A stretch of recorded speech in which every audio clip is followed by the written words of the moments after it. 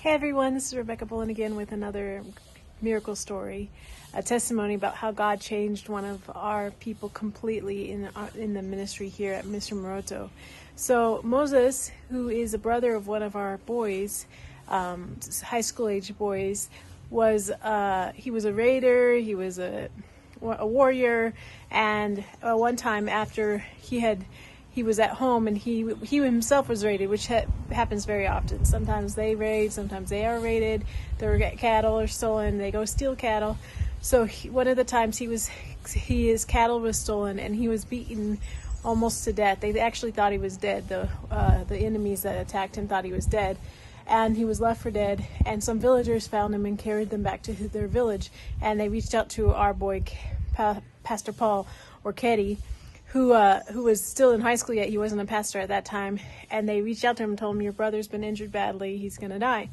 So Paul came to me and told me the whole story. And at that time, it was right in the middle of my land battle I was having in court, and I had people threatening me, all kinds of nonsense, because I kicked the corrupt former mayor out of our ministry because he was stealing most of the money for the ministry before I got here. And he was just very corrupt. And so I actually got into a physical altercation with him at one point, and he broke my arm. So my arm's in a cast, and I know I'm not supposed to be moving around at night or being very careful when I move around because, these people are angry with me and all this. So Paul comes to me, and it's about 5 p.m, and he tells me that his brother's dying. If he doesn't go to the hospital, he's probably going to die. And at that time, we didn't have any motorcycles. All we had was our van, which barely worked half the time. So I feel the Holy Spirit tell me, go save that guy. I'm like, but God, I might, myself get injured if I leave this home. But I decide I'm going to do it anyways. So I drive with Paul and a couple of other older boys, just in case somebody tries to attack us, I might have some ability to defend ourselves.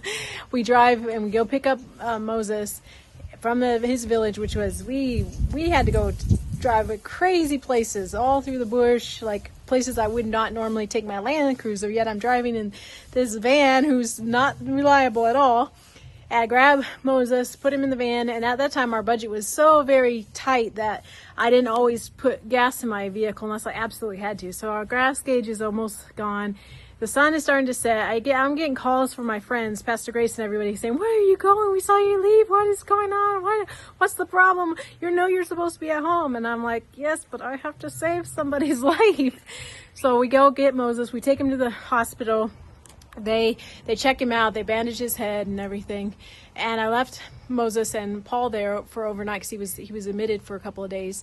And I told Paul, let me know when you guys get released, because he needs to come and stay with us, because I knew that they didn't have any home. They don't have a home because they're both orphans. Their parents were killed when they were young and their house was destroyed. So they basically they just have cattle, and they live out in the bush with their cattle. They just sleep under the stars. You can't do that when you have a head injury. So Paul calls me a couple days later and tells me we've been released. So I told him, well, I can't drive over there now because it's rain. There's definitely no way this van's getting back to the hospital. Just get a motorcycle to bring you back home. So he brings Moses and him home.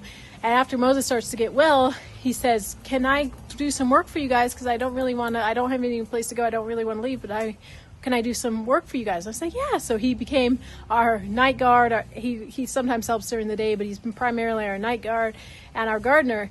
And he gave his heart to Christ. His life's changed completely. And so he's one of our top workers now. I really love him. He doesn't speak a word of English, but I've learned a couple Kadamajong words so we can interact, and he's a good guy. He loves taking care of the kids.